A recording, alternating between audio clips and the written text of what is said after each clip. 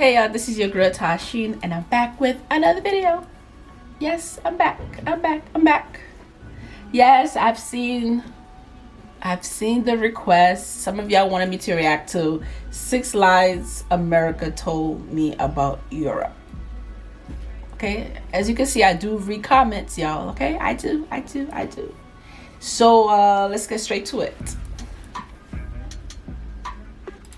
Hey everybody, welcome back. International Carl doing another video for you. If this is your first time to my channel, please right now stop and hit the like button, consider subscribing, and as always, hit me in the comment section because those that have subscribed to my channel know that I'm always active in the comment section.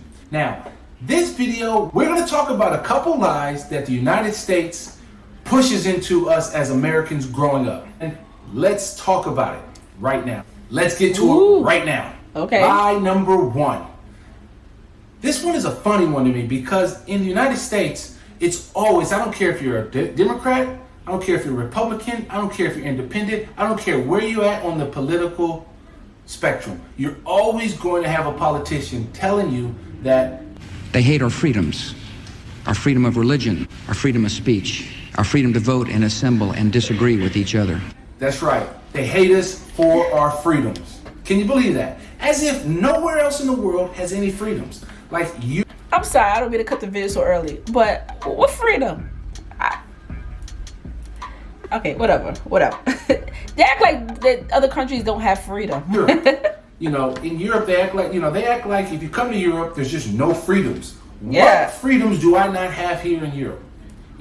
As these are Western democracies with Western values and culture that has been exported to the United States. And it's become its own thing. I'm not saying one is better than the other, but freedoms exist here.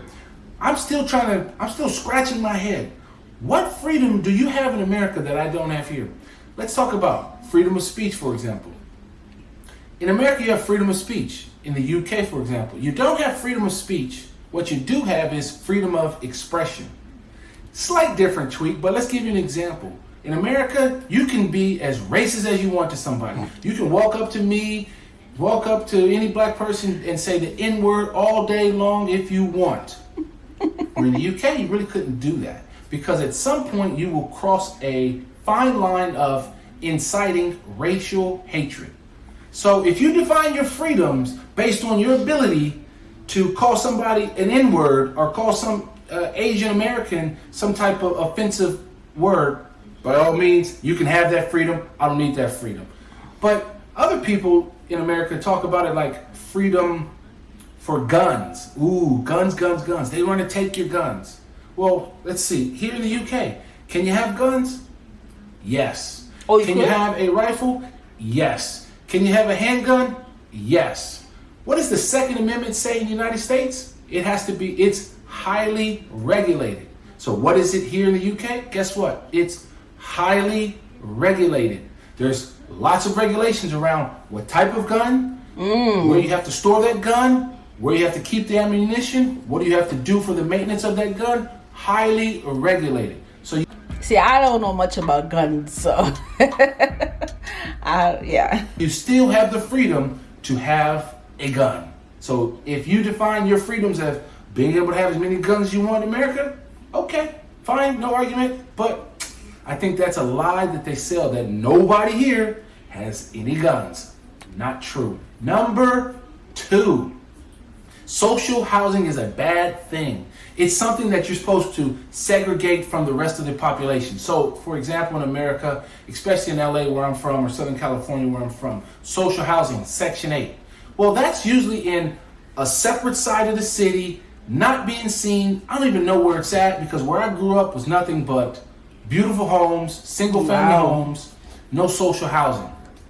Where here in the UK, just in Europe in general, it's all sprinkled around you. For example, here in the UK, I live in a beautiful big house, beautiful executive style estate. I have a nice car, but guess what? On this estate and on several new estates, they all have social housing and they do things that are different in the United States or that they do here in the UK. That they wouldn't do or they don't do in the United States. You could be on social housing, but guess what? You can partially own that house. So that way you can be on the track. So you can buy 10% of the home, 20% of the home, 50% of the home, and try to get all the way up to 100% of the home like me or you do. So that's a different strategy that they do, so that social housing is good for everybody, because that way the kids get to interact with all people from all social and religious economic backgrounds. And you as an adult get to work and meet and mingle with people from all different backgrounds. I think the neighborhoods are better for it. They're safer for it. Less crime, because guess what? If you're in an executive style estate, well, guess what? You want to keep your home value high. You want to keep it nice and looking new. And that's going to put pressure on the social housing to also keep their house nice, keep the estate looking nice and new and fresh. So I think that's a myth, and I think that's something that should be revisited in the United States. Number 3, in America, they teach you this, that somehow being a hard worker means coming in early, staying late, never taking a vacation, and definitely don't call in sick. That's what they consider a good worker. That is so true. So true.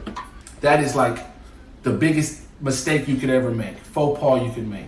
I'll give you an example. When I was working for a large airframe manufacturer in the United States, I remember a friend of mine, we wanted to take 2 weeks off and go do something. Our managers looked at us like we were crazy because we wanted to have the audacity to take 2 weeks off. And mind you, we didn't take any days off prior to that. We just wanted to take 2 weeks off in a year so we could go do something. And I bet you they like, no. Rejected. Slim that down to a week. And I'm thinking, isn't that my time off to relax, to recharge my battery so I can come back to work? Exactly, No. yeah. Now I think mine's in They treat us like we are some type of machine. They be forgetting that we're human. parts has changed a little bit in the United States back from when I started working, back in the early 2000s, or mid 2000s, I should say.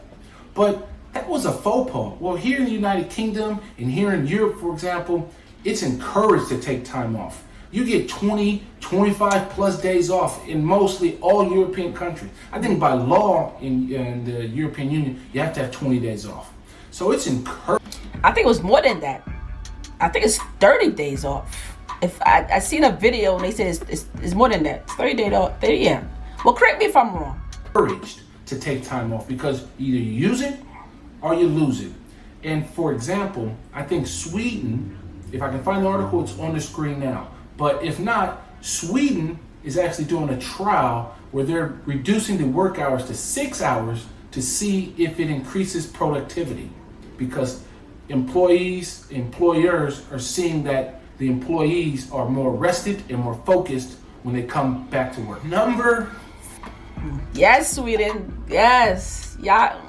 That's the best thing. That's the best thing to do. That's the best thing. 4, America sells you this, that capitalism and consumerism go hand in glove. It's like this cycle. You have to work to buy, to work again to pay for what you buy, to buy some more stuff, to then work again and go down this continuous loop of working to live. And in Europe, one of the things that... He's so right. You work hard to buy stuff, but you gotta work to make... It's like a cycle. It's like, oh my God. I think is a beauty and a benefit of working and living in Europe is that there's more of a work-life balance. As I just talked about in point number 3, is that you have time off to actually do stuff. You don't just have this endless working to consume. Don't get me wrong. We go on vacation, so we're consuming what I would call, we are consuming experiences, but we don't live to work, we work to live.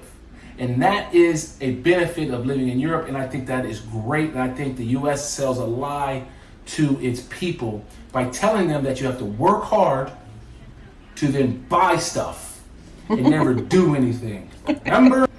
That is so true. That's all we have. We're like I said, we're like a machine, a robot. Work. You work hard, you get this. You work hard, get this. Like, sometimes it's good to just relax, and why life always gotta be about work. And you could buy this, buy that. You work hard, get to. Oh my God. 5. which kind of ties into the first one I said, but it really is on the Republican right side in America. They always preach, especially during the Obamacare era, 2012, was all about these death panels. They literally produced a video where they were throwing grandma off a cliff because of social medicine. Make no mistake about it. President Obama and the Democrats who supported Obamacare began throwing seniors off the cliff back. The evils of social medicine, that you were going to have death panels if you got sick. I mean, how ridiculous of a lie that is. I mean, it's a bold-faced lie.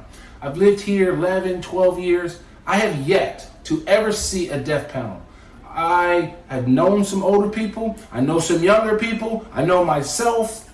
You can walk into any hospital in any country in Europe and there's not a single death penalty. What do you expect them to say? Oh, sorry, you had a heart attack last year, Mr. Carl, but since you had one last year, we're not going to treat you for this heart attack because the panel has refused your care. On a side note, you kind of already have that in America. You just have it through the insurance companies because guess what they do? Decide not to cover you. They say, it's a pre-existing condition. I don't think you can do that anymore, but they'll say that, or they'll find a way to deny coverage. They'll make it so high to cost to do it that you have to do it out of pocket. And guess what? Now you're bankrupt. Yep. So that loops right back to number one. How are you free if you have to live with the pressure of going bankrupt and not being able to pay your bills? Because guess what? You have the audacity to break your hip, get sick. I don't know. They look at it as your fault, and well, we're not covering it. You're gonna have to pay for all of this. They don't care. They don't care. No, you pick it. So those are the 5 things that I think that the United States lies or misleads its people on purpose to further whatever big business or whatever political agenda that they have to the people. I'm going to leave you with a bonus one, which is kind of strange if you look at it. Because number 6 is this. In America, every day, all students around the nation get up every morning and say the Pledge of Allegiance. You pledge yourself and align yourself to the United States flag and to the republic for which it stands. Now, that's not something that's common in Europe. In many Western countries, I don't know of any other Western country that makes its kids get up every morning. I do know of one back in 1938, 1942-ish time. Those kids used to get up and actually pledge allegiance to their flag. I don't know if they still. I don't know if they still do that here, because when I was in school, they had stopped at. I think like in the 90s. And to their Führer, but I don't know if that's something we should necessarily be doing. Don't get me wrong, I love my country. I'm very patriotic about it. I love the 4th of July for all its. My country is never perfect, but I think it can get better. But that's mine. Yeah, I always tell people that too. Like, I don't hate my country. Like, I don't hate it. I just wish that certain things could change. Because hate is such a strong word. Like, yeah, we don't hate America. Trust me. But there's certain things we would love to see certain things change though. But sometimes even ask for change, we're asking a little too much. But this is very interesting. I'm glad y'all requested me to react to this. He pretty much covered a lot of stuff, and is he lying? He's not lying at all. He's not lying one bit. I totally agree with him. And go and subscribe to his channel. His name is International Carl. I'll put his name here and go check him out. Subscribe to his channel. I don't know if he has more videos. If he has other more videos, I would definitely check them out and react to it. Yeah, I don't know if he have any more. Yeah, he has other videos, but yeah, I might go check them out. But if there's any other videos you would like me to react to, comment below, let your girl know. Also, don't forget to subscribe to my channel. So to go down there and subscribe to my channel. Yeah. And also check out these videos right here, and I'll see you later. Peace.